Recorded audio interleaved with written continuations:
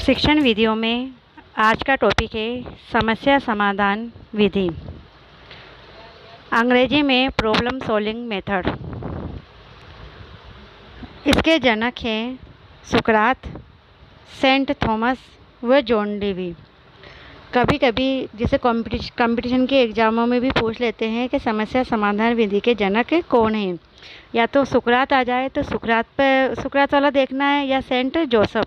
दोनों आ जाए तो दोनों वाले पे लगाना है, तीनों आ जाए ऑप्शन में तो तीनों लगाना है।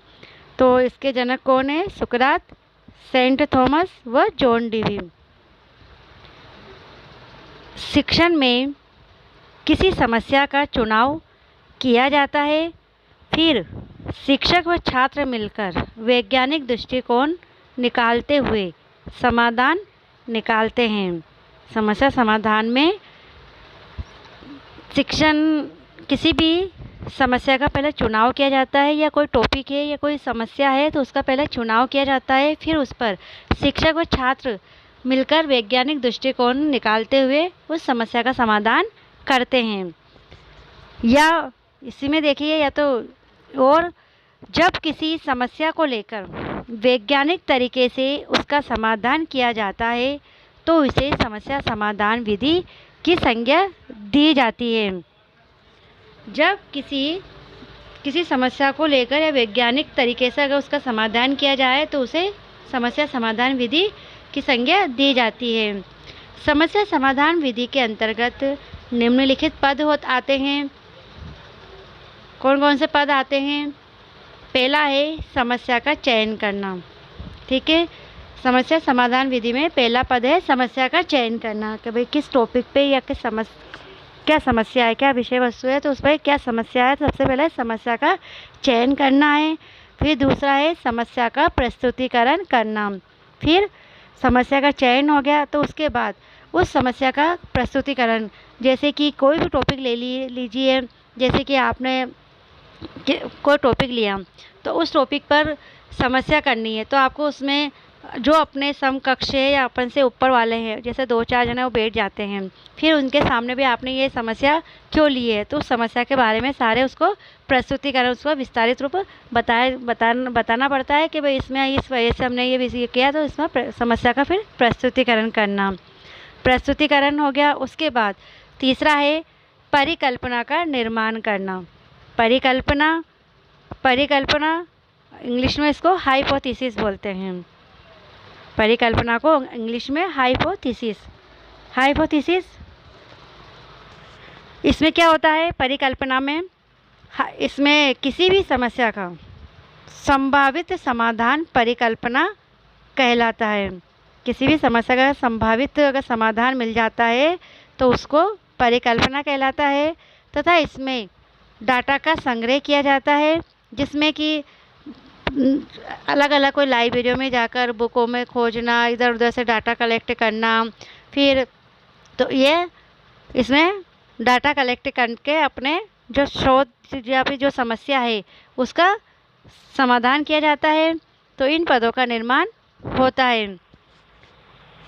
तो परिकल्पना का निर्माण भी करना रहता है कि भाई किस समस्या का किस प्रकार से इसका समाधान खोजेंगे, है ना। तो इसका परिकल्पना का निर्माण करना। चौथा है तथ्यों का संग्रहण करना।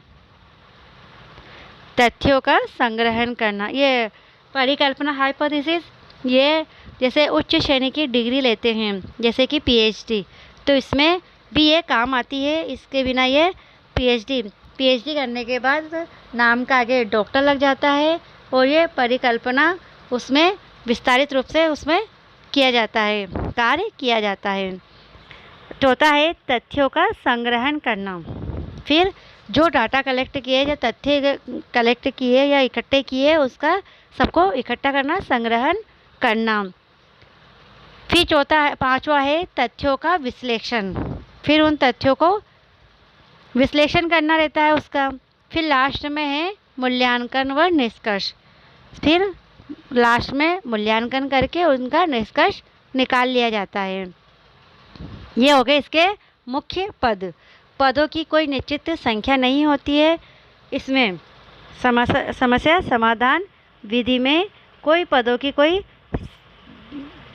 संख्या नहीं होती है, क्योंकि समस्या समाधान विधि के अंतर्गत कोई निश्चित कोई पद नहीं हो सकते हैं। पद ज़्यादा भी हो सकते हैं और कम भी हो सकते हैं। अब है समस्या समाधान विधि के गुण। छात्रों को नवीन परिस्थितियों में कार्य करने का अवसर मिलता है। छात्रों को नवीन परिस्थितियों में कार्य करने का अवसर मिलता है। दूसरा है छात्रों में सहयोग व समूह की भावना का विकास होता है। छात्रों में सहयोग की समूह की भावना का विकास होता है। तीसरा है करके सीखने के सिद्धांत पर आधारित है। ये स्वयं करते हैं तो ये करके सीखने के सिद्धांत पर आधारित है। चौथा है ये वैज्ञानिक दृष्टिकोण का विकास होता है। समस्या समाधान विधि में वैज्ञानिक दृष्टिकोण का विकास होता है। अब है समस्या समाधान विधि के दोष, क्योंकि हर सिक्के के क्या होते हैं, दो पहलू होते हैं। तो अपने इस हर विधि के में गुण और दोष हैं। दोष है पहला, यह विधि केवल प्रतिभाशाली बालकों हेतु उपयोगी है। ये केवल प्रतिभाशाली बालकों के लिए ही उपयोगी है। और दूसरा है यह प्राथमिक स्तर की कक्षाओं हेतु उपयोगी नहीं है।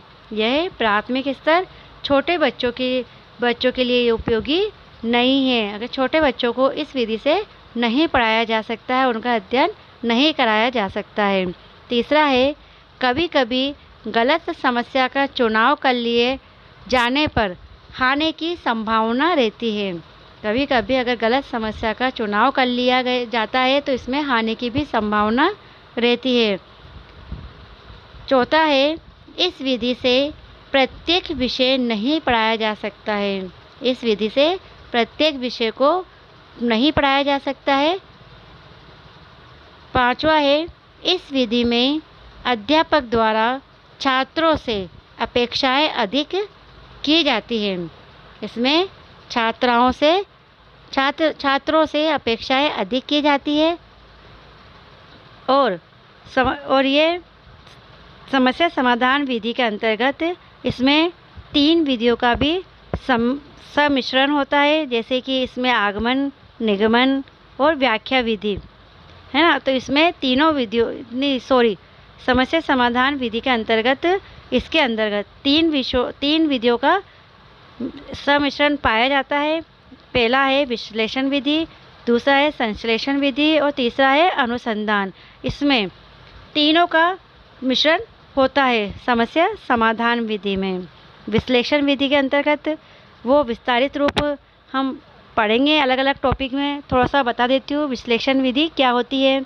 जब कोई विषय वस्तु को छोटे छोटे टुकड़ों में वर्गीकृत करके पढ़ाया जाता है तो वो विश्लेषण विधि होती है। और संश्लेषण विधि इसी का उल्टा है ना, विपरीत कर लीजिए। उन्हीं टुकड़ों को, जो छोटे छोटे टुकड़ों को वर्गीकृत कर पढ़ाया जाता था विश्लेषण विधि में, तो और इसमें संश्लेषण में उन्हीं छोटे छोटे टुकड़ों को सम्मिलित व सारभूत रूप में पढ़ा जाए तो वो संश्लेषण विधि होती है। और ठीक है, तो इस समस्या समाधान विधि के अंतर्गत इन तीनों विधियों का थोड़ा मिश्रण रहता है। इस वजह से इसमें समवाय सिद्धांत का भी नियम आधारित होता है। और ये NCF 2005 के अंतर्गत, इस विधि को NCF 2005 के अंतर्गत भी सर्वश्रेष्ठ शिक्षण विधि समस्या समाधान विधि को बताया गया है। NCF का मतलब है नेशनल करिकुलम फ्रेमवर्क, हिंदी में राष्ट्रीय पाठ्यचर्या रूपरेखा 2005। तो इसके अंतर्गत समस्या विधि को भी सर्वश्रेष्ठ विधि शिक्षण विधि बताया गया है। और ये इसका मुख्य दोष ये भी है कि शिक्षण की गति बहुत ही धीमी हो जाती है। इसमें शिक्षण की गति होती है वो बहुत ही धीमी हो जाती है। और इसमें लास्ट में यही कहूँगी कि समस्या समाधान विधि सर्वश्रेष्ठ विधि है, क्योंकि इसमें एक पहली बात तो तीनों विधियों का इसमें मिश्रण पाया जाता है या देखा जाता है। इसमें समस्या समाधान विधि के अंतर्गत विद्यार्थी का स्थान मुख्य होता है, जबकि शिक्षक की भूमिका एक सुगमकर्ता या सुविधा प्रदाता की होती है। इसमें बालक तर्क और चिंतन क्षमता का विकास करती है। समस्या समाधान विधि के अंतर्गत इसमें तर्क और चिंतन क्षमता का विकास होता है। इसमें बालक में सर्वाधिक वैज्ञानिक दृष्टिकोण का विकास भी इसी विधि से होता है। बालक में जो वैज्ञानिक विधि का विकास होता है, वैज्ञानिक दृष्टिकोण का, वो भी इसी समस्या समाधान विधि के अंतर्गत ही होता है। ये हो गई समस्या समाधान विधि क्या है, इसके गुण दोष क्या है ये। ठीक है, आज की क्लास में इतना ही। ठीक है, आप इसको नोट कर लीजिए और इसको याद कर लीजिए। ये आपके बीएड क्लासों में ही नहीं, ये कंपटीशन के एग्ज़ामों में आपके आएगी। इसी वजह से मैं आपको एक एक विधि अच्छे से बता रही हूँ, ताकि आपके एक पंथ दो काज हो जाए। बीएड की इसमें भी विस्तारित प्रश्न लिख सकते हैं और इसको कंपटीशन में भी अपने काम में ले सकते हैं। ठीक है, ओके, धन्यवाद।